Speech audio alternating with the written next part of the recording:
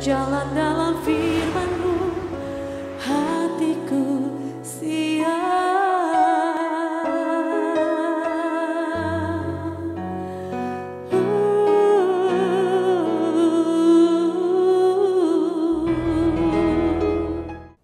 Salam God Lover yang dikasihi Tuhan, senang berjumpa kembali dalam program Rise and God malam hari ini bersama Diaspora TV. Setelah melewati kesibukan sepanjang hari ini, mungkin ada situasi yang membuat jiwa Anda menjadi letih lesu dan berbeban berat. Jangan menyerah, sebab Tuhan mengundang kita untuk mengalami kelegaan. Marilah kepadaku semua yang letih lesu dan berbeban berat, aku akan memberi kelegaan kepadamu.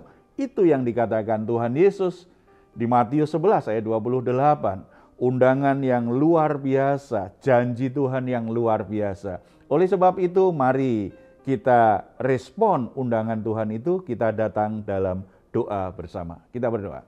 Bapa di surga, kami ucap syukur karena setiap hari Engkau mengundang kami untuk datang kepadamu, membawa hal-hal yang membuat jiwa kami menjadi letih lesu dan berbeban berat. Kami bersyukur karena Engkau berjanji akan memberi kami kelegaan. Dan kami bersuka cita karena Tuhan tidak sekedar berjanji, tetapi Tuhan sungguh-sungguh memberikan kelegaan di jiwa kami ketika kami ada dalam hadirat-Mu. Bapa, saat ini kami datang kepadamu membawa semua pergumulan kami, membawa semua persoalan yang sedang kami alami, yang membuat kami gelisah, yang membuat kami tertekan, yang membuat kami menjadi stres, yang mengganggu waktu istirahat kami, waktu tidur kami. Kami datang kepadamu, kami percayakan itu kepadamu karena kami percaya bahwa Engkau akan mengangkat semua beban di jiwa kami, memberi kami kelegaan, memberi kami kekuatan hati untuk melewatinya, memberi kami hikmat yang kami butuhkan untuk bisa menemukan jalan keluar yang terbaik. Bahkan kami sangat percaya semua masalah yang sedang kami alami akan mengalami terobosan, akan mendapatkan penyelesaian yang terbaik karena Tuhan bekerja mendatangkan kebaikan dalam hidup kami semua. Ini kami Bapa, dalam nama Tuhan Yesus kami berdoa. Amin. Saudara-saudara yang dikasihi oleh Tuhan Yesus, saat ini saya akan sharing firman Tuhan untuk mengingatkan kita bahwa iri hati itu bukan sesuatu yang baik. Ada banyak perpecahan di keluarga karena ada saudara satu dengan saudara yang lain saling iri. Ada persahabatan yang rusak karena ada yang iri hati. Akibatnya hubungan yang sudah dibangun sekian lama itu menjadi kacau balau dan tidak harmonis lagi karena ada iri hati ada di antara mereka. Oleh sebab itu mari kita perhatikan firman Tuhan. Bagaimana kita harusnya menyikapi dorongan iri hati yang ada dalam diri kita. Kita tidak usah bicara tentang orang lain yang iri hati, tetapi kita jaga hati. Jangan sampai iri hati itu ada di hati kita sendiri. Mari kita pelajari firman Tuhan. Ada satu kisah yang menarik di Hakim-Hakim pasal 12. Bagaimana Efraim, suku Efraim itu menjadi iri hati kepada Yeftah, orang Gilead. Karena apa? Karena mereka berpikir mereka tidak dilibatkan dan Yeftah itu ternyata mengalami kemenangan yang luar biasa. Kita baca ayat yang pertama. Dikerahkanlah orang Efraim, lalu mereka bergerak ke Safon dan mereka berkata kepada Yeftah, "Mengapa engkau bergerak untuk memerangi Bani Amon dengan tidak memanggil kami untuk maju bersama-sama dengan engkau? Sebab itu kami akan membakar rumahmu bersama-sama dengan kamu." Saudara-saudara, mengerikan sekali. Ketika ada saudara yang iri hati, tidak hanya itu bentuk sikap atau perkataan yang penuh dengan emosi, tetapi ternyata orang Efraim ingin membakar hidup-hidup Yeftah, melakukan tindakan yang sangat mencelakakan sekali karena iri hati yang dia miliki. Saudara-saudara, sesuatu yang tidak baik itu pasti terjadi. Kenapa orang Efraim itu menjadi iri hati? Sebab kalau mereka tidak ikut peperangan, maka kemenangan itu tidak bisa mereka nikmati. Ada banyak keuntungan yang didapatkan ketika ada pasukan berperang berhasil meraih kemenangan. Ada uang, ada harta, ada barang-barang jarahan yang bisa mereka ambil, yang bisa mereka dapatkan. Karena suku Efraim tidak ikut berperang, berarti mereka tidak mendapatkan bagian dari barang-barang rampasan perang tersebut. Dan ini yang menimbulkan iri hati. Bukankah ini yang seringkali terjadi dalam keluarga-keluarga? Terutama kalau sudah bicara tentang warisan orang tua. Kakak adik bisa jadi musuhan luar biasa. Karena ada yang merasa aku kok dapat cuma sedikit, sementara saudaraku dapat lebih banyak. Aku dapatnya kok cuma yang ini, kenapa bukan yang itu? Ada perasaan iri. Ketika orang tua membagi-bagikan berkat kepada anak-anaknya, kadang-kadang anak-anaknya saling cemburu, bukannya bersyukur dan mengelolanya dengan baik, tetapi mereka saling iri satu sama lain. Ketika iri satu sama lain, maka terjadi pertengkaran, perkelahian, bahkan akhirnya ada tindak kejahatan. Ada banyak kisah bagaimana orang rebutan warisan, akhirnya bahkan saling menuntut di pengadilan atau bahkan terjadi pembunuhan. Sesuatu yang berbahaya kalau iri hati itu tidak segera diatasi di hati seseorang. Jawaban Yefta ayat 2, tetapi jawab Yefta kepada mereka, aku dan rakyatku telah terlibat dalam peperangan yang hebat dengan Bani Amon, lalu aku memanggil kamu, tetapi kamu tidak datang menyelamatkan aku dari tangan mereka. Ayat 3, ketika aku lihat bahwa tidak ada yang datang menyelamatkan aku, maka aku mempertaruhkan nyawaku dan aku pergi melawan Bani Amon itu. Dan Tuhan menyerahkan mereka ke dalam tanganku. Mengapa pada hari ini kamu mendatangi aku untuk berperang melawan aku?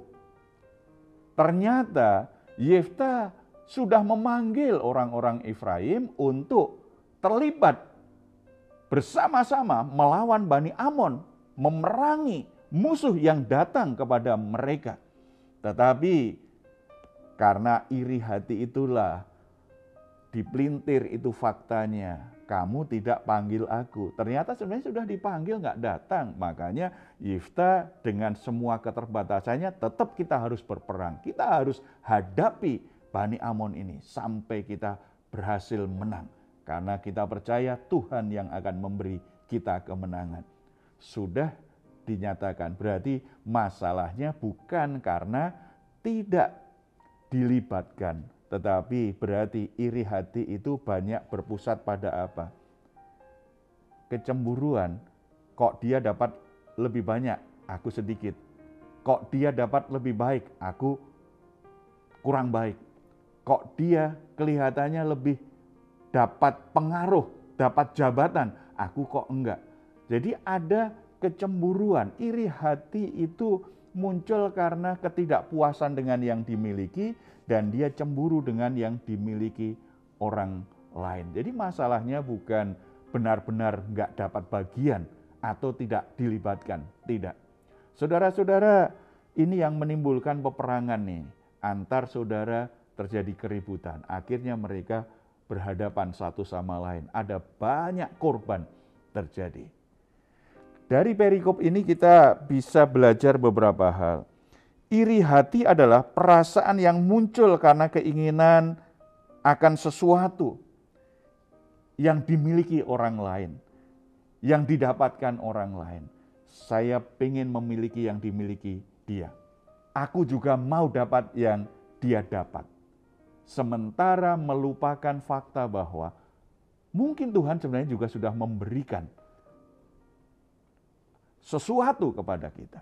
Oleh sebab itu penting sekali bagian ini mengingatkan kita pentingnya kita belajar bersyukur dengan apa yang kita miliki. Memang orang lain bisa dapat lebih baik dari kita. Orang lain bisa diberkati lebih banyak dari kita. Orang lain kelihatannya lebih beruntung dari kita. Itulah realita hidup. Demikian juga bukankah orang lain bisa saja melihat kita sebagai orang yang lebih beruntung, sebagai orang yang lebih diberkati, sebagai orang yang lebih bahagia. Masalahnya bukan apa yang dimiliki orang lain, tetapi masalahnya adalah apakah engkau bisa bersyukur dengan apa yang engkau miliki. Apakah engkau bisa puas dengan yang Tuhan sudah berikan dan belajar bersyukur, menikmatinya dengan sukacita, dan mendatangkan hal-hal yang baik dalam hidup kita. Kalau fokus kita hanya kepada apa yang dimiliki orang lain, kok lebih baik dari aku, maka di hati kita muncul yang namanya kecemburuan. Ketika kecemburuan sudah muncul begitu, pasti iri hati itu menimbulkan sikap perilaku yang buruk. Belajar bersyukur dengan apa yang Tuhan sudah berikan. Yang kedua, kita bisa belajar dari kisah ini.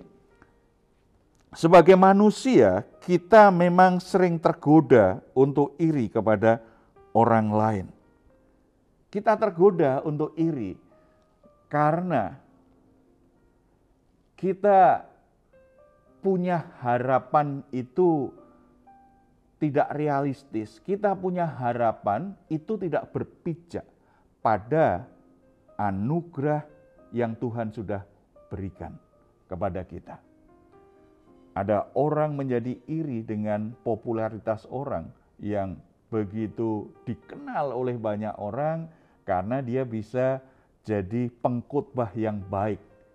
Kenapa iri? Karena saya kok tidak bisa berkhotbah sebaik dia. Kok orang nggak suka dengan khotbah dia? Bisa jadi Tuhan panggil dia bukan jadi pengkhotbah.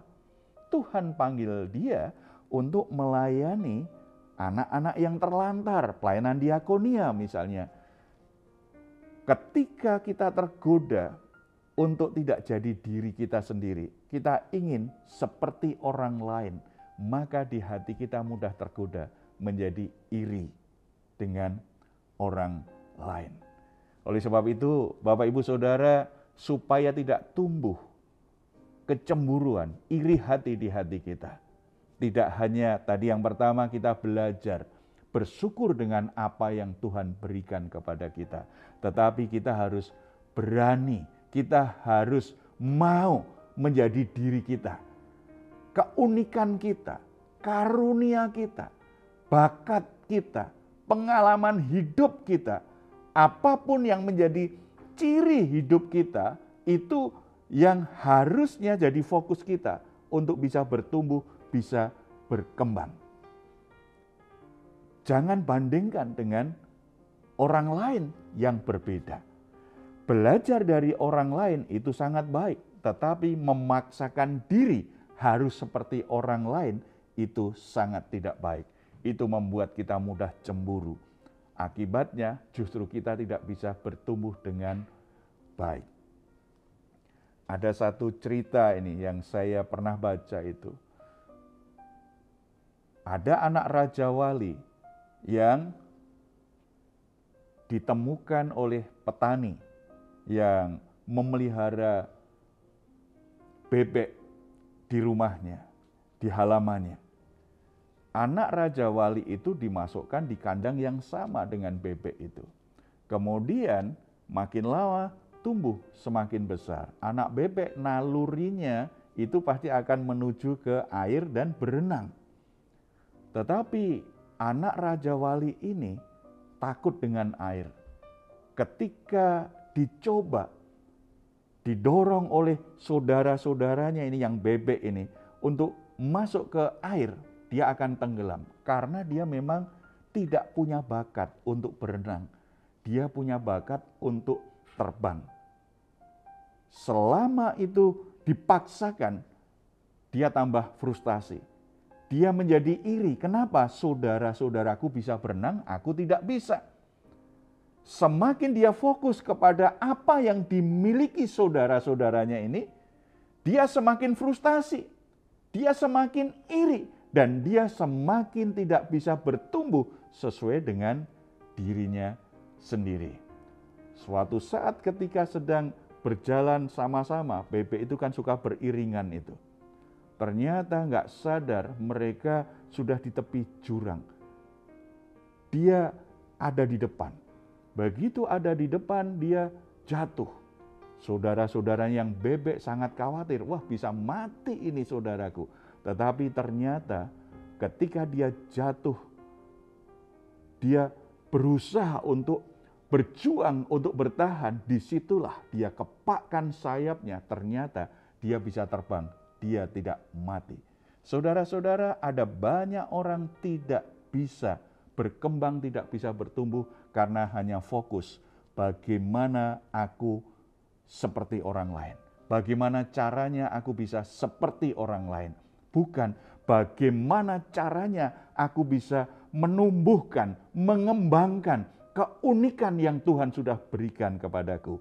Bakatku, potensiku, aku bisa kembangkan dengan baik. Ketika fokus kita pada hal itu, tidak ada waktu bagi kita untuk iri hati dengan orang lain. Tidak ada waktu kita sibuk ngurusin urusannya orang lain. Kita akan fokus pada diri kita, bagaimana saya terus bisa maju, bisa berkembang, bisa produktif, bisa menghasilkan buah bagi Tuhan.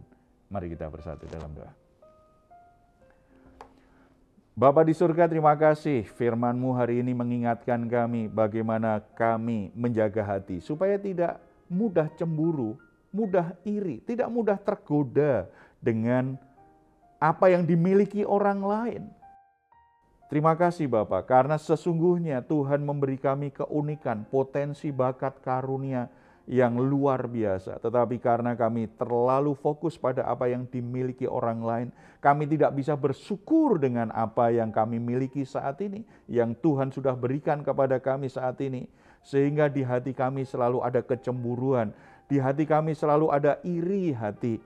Kami menjadi tidak produktif, kami hanya sibuk mengurusi urusan orang lain. Ada banyak konflik terjadi. Firman-Mu memperbaharui akal budi kami, dan Roh Kudus mengingatkan kami semua keistimewaan yang Tuhan sudah berikan. Potensi yang Tuhan sudah berikan bagi kami.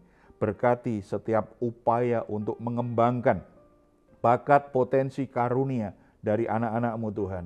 Ketika mereka belajar merintis usaha, ketika mereka belajar bekerja, ketika mereka belajar melayani, segala sesuatu yang mereka lakukan sesuai dengan keunikan yang Tuhan berikan. Tuhan berkati dan Tuhan buat mereka berkembang. Mereka boleh menghasilkan buah yang mempermuliakan nama Tuhan Yesus Kristus.